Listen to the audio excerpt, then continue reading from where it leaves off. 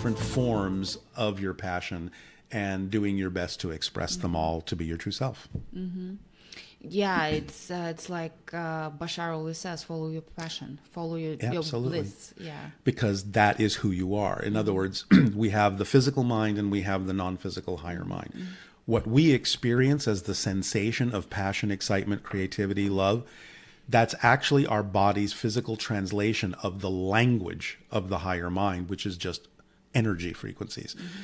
But that's how we translate it. So when we're willing to act physically on our passion, because physical action is the language of physical reality.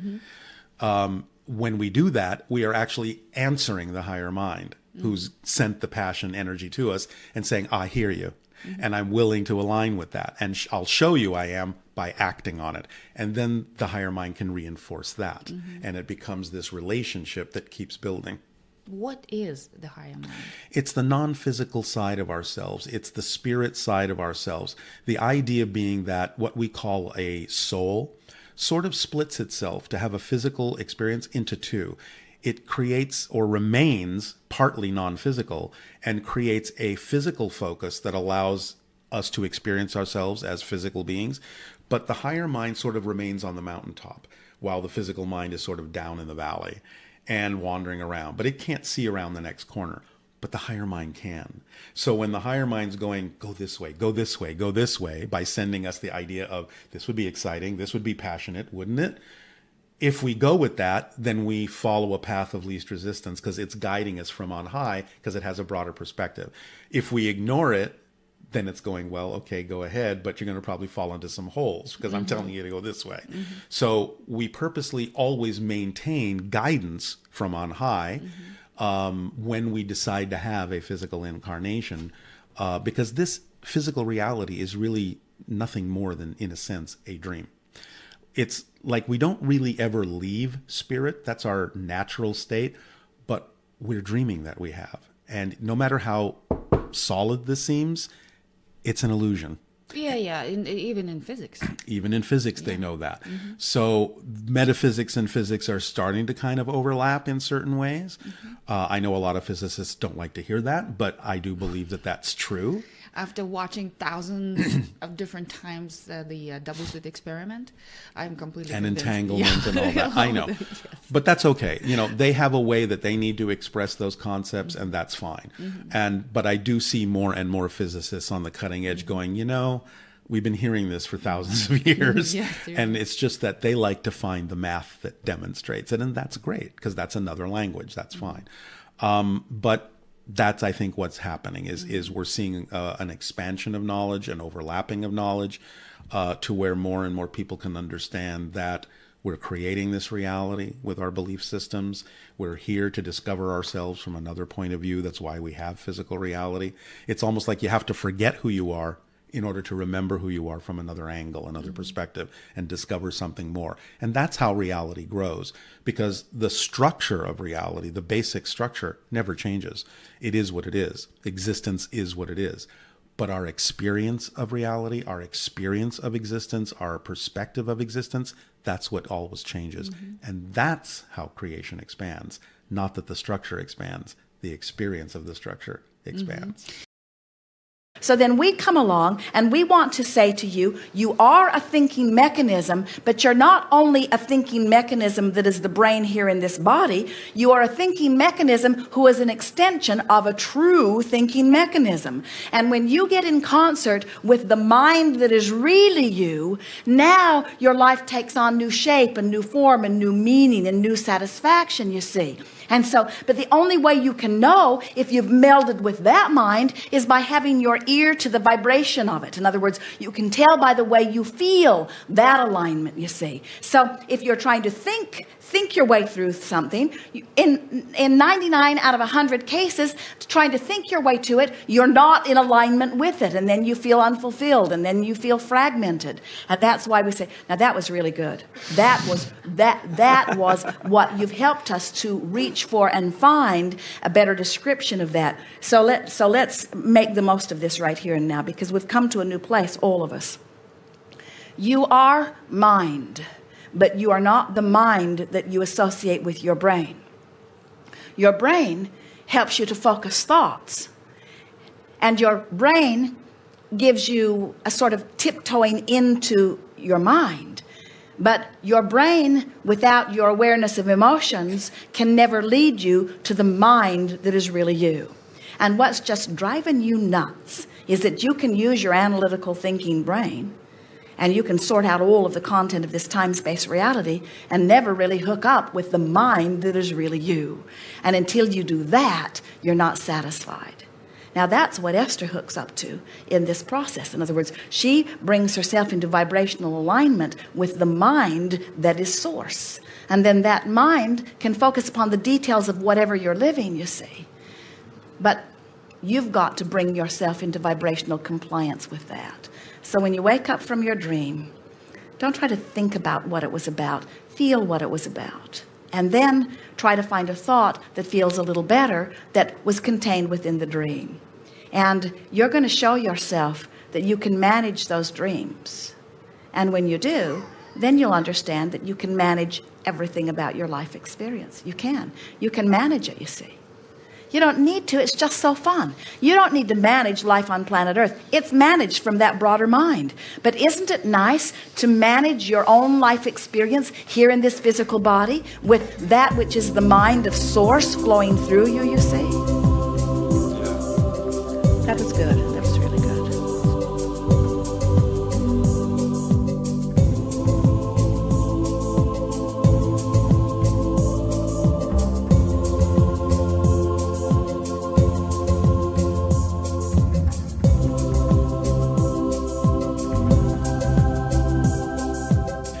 The structure of existence is expressed by Bashar in what he calls the 5 laws. The first law is you exist. There's nothing you can do to change that because existence is its own quality. And what exists can't become non-existent. It can change form, but it can't become non-existent. There's a more complex way of saying why that's true, but one of the easiest ways to explain it is when Bashar says the reason that existence can't become non-existent is because by definition non-existence doesn't exist. Mm-hmm. Therefore it never will become anything other than what it is as existence itself. Mm-hmm. That's the first law. Mm-hmm. The second is everything is here and now. Time and space are an illusion. Mm-hmm. The third is the one is the all are the one. Everything is made of the one thing, mm-hmm. and the one thing experiences itself as everything that it is. Mm-hmm.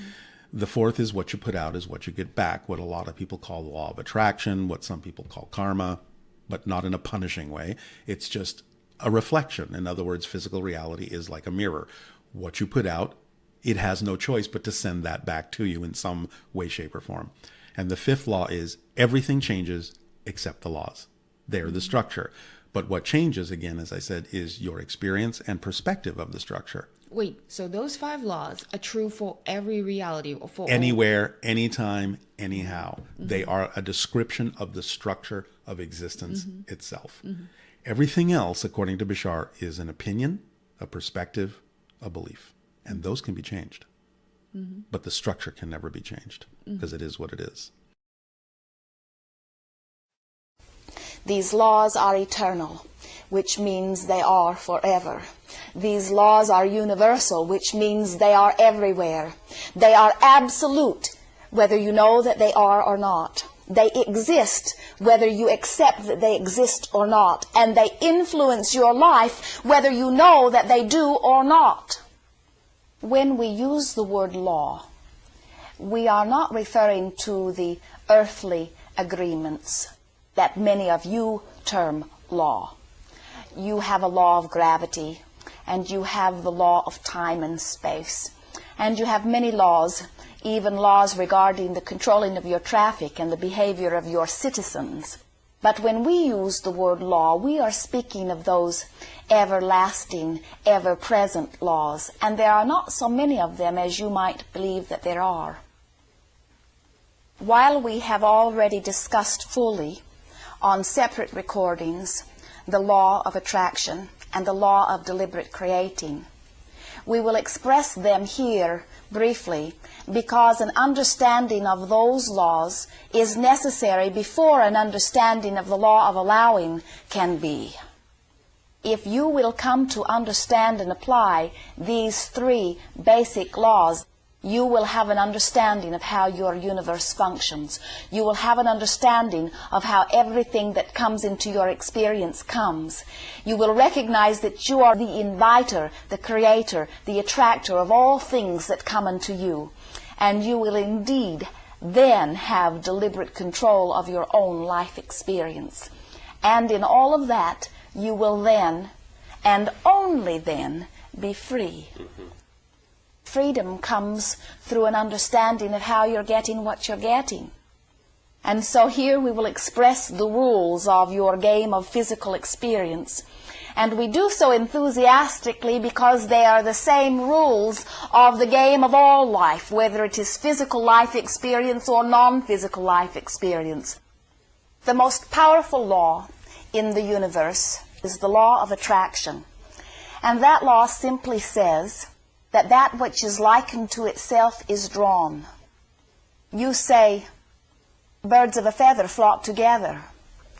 That is your awareness of the law of attraction. You notice that when bad things begin to happen in your life, it seems that everything starts to go wrong. You notice that when you wake up in the morning feeling good, you have a happier day, where when you begin the day with a fight with someone, that you find your day negative in many regards. That is your awareness of law of attraction.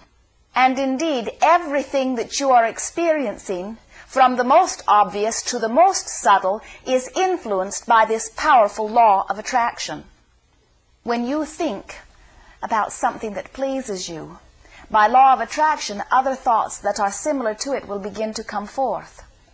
When you think of something that displeases you, by law of attraction, other thoughts that are like it will begin to come forth, until you find yourself reaching into your past for more of the thoughts. You find yourself discussing with others, until you find yourself surrounded by a larger and larger, ever-growing larger thought. And as this thought is growing larger and larger, it is gaining momentum, it is gaining power, attraction power. An understanding of this law puts you in a position where you may focus your thoughts only in the direction of what you are wanting to attract into your experience, while you may take your attention from those thoughts that you are not wanting to draw into your experience. The law of deliberate creating is described in this way. That which I give thought to, I begin to attract. That which I give thought to with emotion, I attract more quickly. And once I have launched it powerfully by giving thought with emotion, then as I expect that which I have thought about, I get it. The balance of deliberate creating is two-sided, so to speak. On the one hand is the thought, and on the other hand is the expectancy, or the belief, or the allowing. And so when I have given thought to something, and now I am expecting it or believing that it will be, now I am in the perfect position to receive the subject of my thought. You get what you think about, whether you want it or not. Your thoughts are powerful, attractive magnets. They attract to themselves, and you attract them to you by giving thought to them. When you feel lonely, you attract more loneliness. When you feel poor, you attract more poverty. When you feel sick, you attract more sickness. When you feel unhappy, you attract more unhappiness. When you feel healthy and vital and alive and prosperous, you attract more of all of those things. The way you feel is your point of attraction. And so the law of attraction is most understood when you see yourself as a magnet getting more and more of the way you feel. It is usually easier to see these laws at work when you look into others' experiences. You will notice that those who speak most of prosperity have it. Those who speak most of health have it. Those who speak most of sickness have it. Those who speak most of poverty have it. It is law. It can be no other way. We are teachers, and in all of our experiences of teaching, we have learned this most important fact. Words do not teach. It is life experience that brings you your knowing. And so we encourage you to reflect into your own life experience, to remember those things that you have experienced before, and to begin watching from this point forward for the absolute correlation between the words that you are hearing here on this recording and the life experience that you are living. For it is our knowing that there is not a shred of evidence that exists anywhere in your universe that is to the contrary of what you have just heard on this recording. And so if you will begin to notice that you are getting what you are thinking about, then and only then will you be wanting to pay attention to, in fact, to deliberately control your thoughts.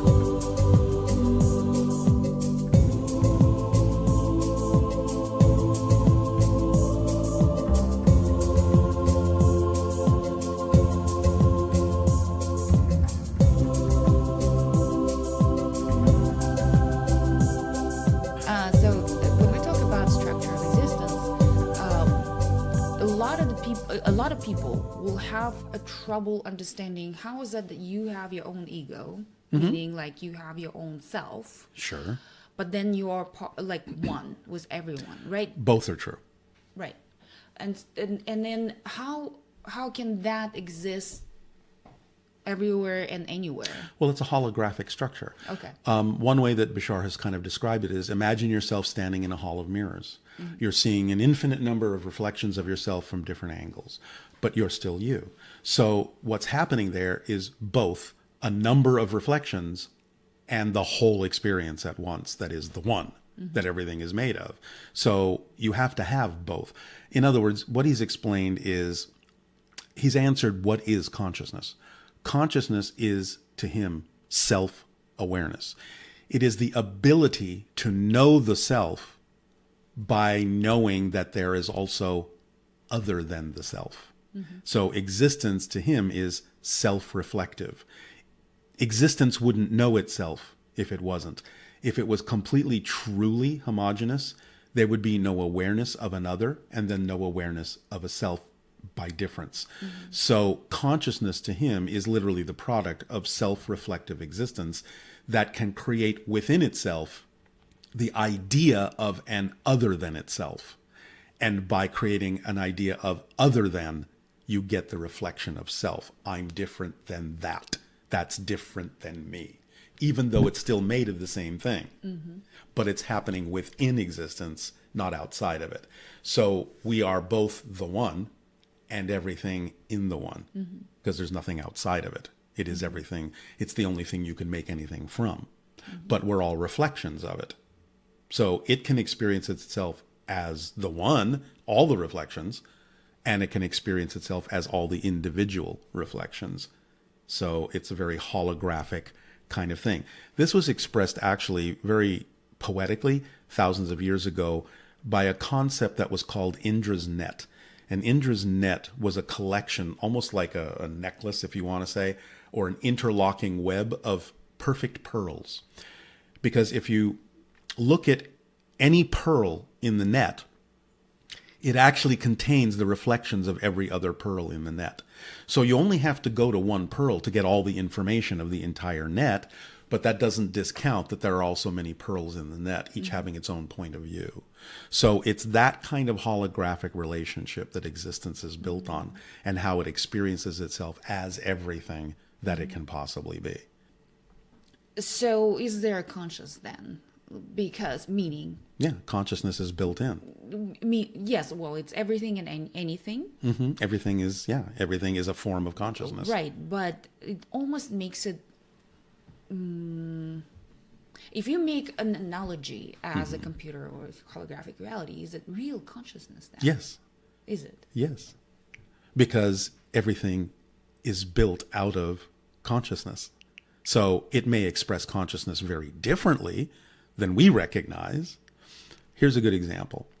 Somebody asked Bashar once, are rocks conscious? He says, well, they're made of consciousness. They're not consciously expressing themselves in the way that you are. But look at it this way. Are you aware of the rock? Yes. Well, it's aware of itself through your awareness of it, but it's not aware of itself in the same way you're aware of yourself. In a sense, it's almost using you as a reflection to point out that it's an individual rock. So however it actually experiences that may be very alien to us and very foreign to us and nothing like the way we think of our own consciousness, but it's still a reflection of consciousness. And it may have very different ways of understanding that have nothing to do with the way we call understanding. Consciousness is energy. But when you use the word consciousness, now you can more easily understand levels of consciousness. Of course, there are levels of energy too. But once you use the word consciousness on top of the word energy in the way we are presenting it, now you are talking about consciousness. In other words, there's consciousness in your soil. There's consciousness in the tree. Esther thought about that a lot yesterday. She said, "Tree, what do you think about all of this?" And then she plugged her ears because she was afraid she might hear something she didn't want to hear. There's consciousness in everything. There's energy in everything. But consciousness in the fullest sense is aware of itself and specifically directing thought for the purpose of expansion. That's the distinction we would make. But everyone, this is interesting, everyone who uses every word gets to define what they mean when they use it. Haven't you noticed?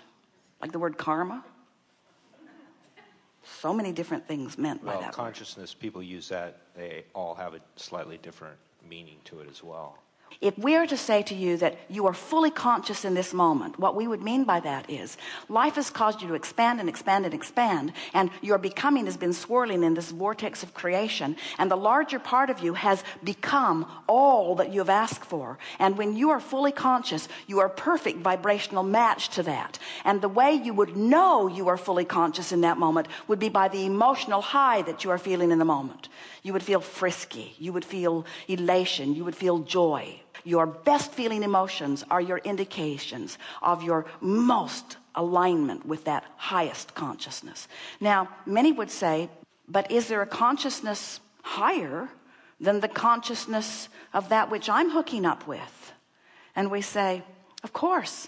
Your inner being has an inner being who has an inner being. There is no limit to this consciousness. And within all of this consciousness is focus.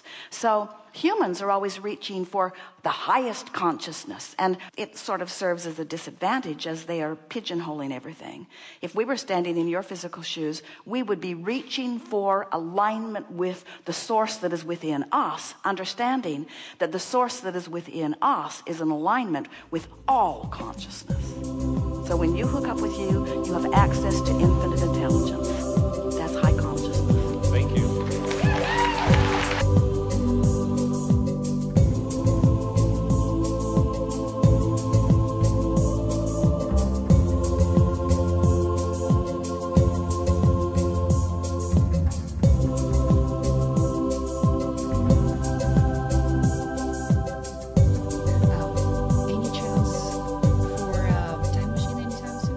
Well, again, I'm sure there Which means can it be. exists.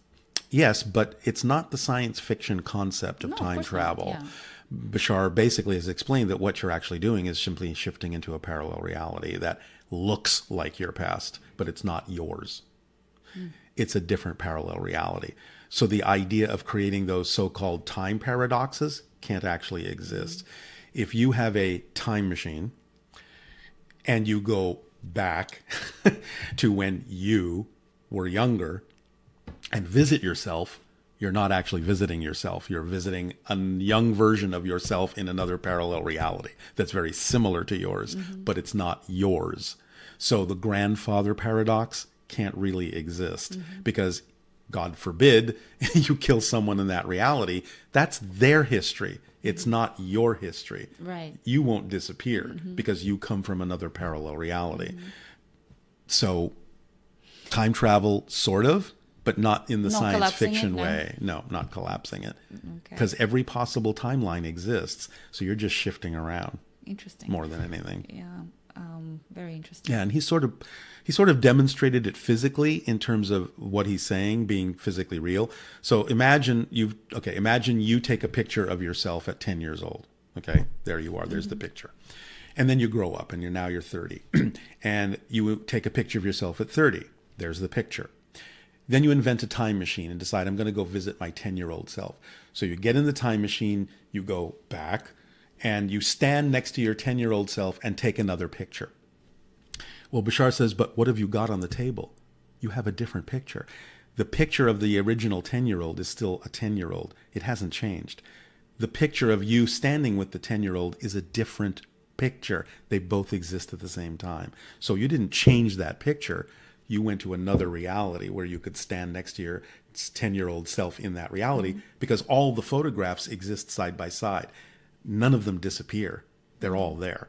I'd still go back. I'd want to see my parents, even if they're not mine. Right. Well, no. And if the reality is so similar to yours, you can't really tell the difference, then yes, you could experience a lot of things and learn a lot of things.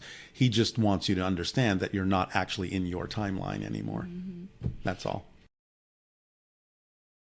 I wonder if you could address the notion of multiple worlds, that what's happening when we vibrate and attract other probable realities that have been spawned by your train of thought. What do you think is the root from which they split into other realities? The only answer that I could give is that the being is able to experience all possible permutations or versions of an event. And so would you speculate that it is possible that your inner being would be the source of that splitting? In other words, when you say being, the reason we were probing a little bit is to stimulate some thought and interest. The reality of it is that any time, let's call you the being that you were talking about, and let's say that you sit and ponder some events of your future, and you think about going forth and doing something, and you are very exhilarated about it. In the moment of your conceiving of that idea and projecting of thoughts, from our perspective, that reality exists. In other words, it plays out, and because the thought has been launched, the beings exist to live it out. 2 seconds after launching that, you say, because of your past experience, this is not likely. Well, in fact, I've used this method many times when faced with a difficult decision. I might creatively imagine what it would be like to go down that path, and then I feel what that feels like. I almost get these sense that it's like a report that is very good process that I get back, and there's no rational reason why I should not, for example, take that action. But if I feel bad as a result of that, then I know that that's not what I want to do. That is excellent Times process. when I've ignored that have invariably ignored that and gone ahead to take that action, have invariably been unsatisfactory. As we chew upon the idea of multiple realities or alternative realities, for most of our physical friends, they get bogged down in it very quickly because you cannot see beyond the boundaries of your perspective. And your perspective is very well rooted here, and with good reason. You have wanted very much to draw some power, poignant energy toward the specifics of this time and place, and so much so that you don't remember your broader perspective. Today we watched Jerry and Esther as they left the hotel, and as they moved about, Jerry mused, it is interesting that as much traveling as we do, we never get even close to an automobile accident. It is as if anyone who is vibrating in that sort of frequency is vibrating very far out of our range. And as he offered that little stimulation of thought, and Esther pondered upon it for a moment, within the next 5 minutes there were 7 near misses all around them. In other words, just by identifying that this was something that had not been a part of their reality, and then pondering for seconds, for less than 5 seconds, each of them, the string of near misses began to occur all around them. And so their perspective in the moment began to instantaneously alter their reality. It depends upon the vibration that they are projecting. With each utterance or offering or speculation of thought, are they actually setting realities in motion? And the answer is emphatically yes. With every thought that you utter or offer, you set a reality in motion, and there are other beings, physically and non-physically focused, who are the characters that play out the scenarios. In other words, there will be accidents in this city today that were spawned by the thoughts that Jerry offered. Now, that does not mean Jerry is the cause of those accidents. It means that Jerry's speculation about them, coming into combination with other thoughts about it, and other people being more in the vibration of that, will bring it about. Every thought that you think, every thought that you contemplate, every word that you articulate, every gathering that you involve yourself in, every time you watch a television program, anytime you participate with thought within anything, you are setting the course of future reality somewhere. You see, the only difference between what you call reality and what we are talking here in terms of probable realities is that the reality that most say is real is the reality where there is more agreement. And as those offshoots exist longer and more give attention to them, then they amass a sort of physicality that then there would be more that would agree about.